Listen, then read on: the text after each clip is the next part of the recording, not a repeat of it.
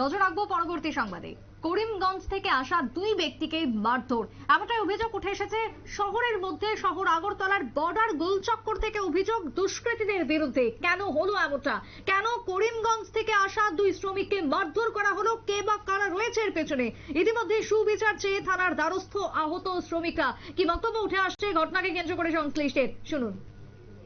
কাগজপত্র জমা দিতে হবে, তাহলে অরিজিনাল কাগজপত্র এরার কাছে কেন জমা দেবে? এরা কি প্রশাসনকে এরার দায়িত্ব দিয়ে রাখছিল? আর বিশেষ করে এরা আসা যাওয়ার পথে এরা কিছু না কিছু একটা দিতেইব, তাহলে এরা আমাদের গ্রামে বা আমার বাড়িতে বসবাস করতে পারবে। তা আমি সত্য কথা, আমি নিরুপায়, আমি কোনো কাজও করি না। আমার এই কয়েকটা ভাড়া দিয়ে আসে, আমি সংসার চালাই, আমার ছেলে মেয়ের পড়াশোনা খরচা চালাই।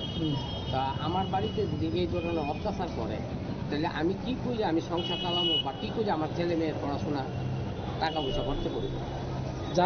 যারা করে তারা নামগুলি কি বা তারা চিনতে পারেননি আপনারা? আমি একজনের গতকালকে যে ঘটনাটা ঘটছে তার নাম হইসাকা, ভালো নাম হইসাকা বিকাশ দাস, উর্ফে এর নাম অমল দাস।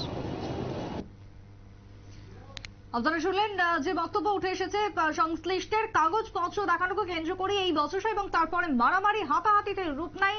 আহতরা আইজিএমে গেছেন চিকিৎসা করতে। বহিরাজ্য থেকে আসা শ্রমিকরা এই ধরনের আক্রান্ত হওয়ার ঘটনায় রাজ্যের শ্রমিকদের মধ্যে একটা বিরূপ প্রভাব পরিলক্ষিত হয়েছে।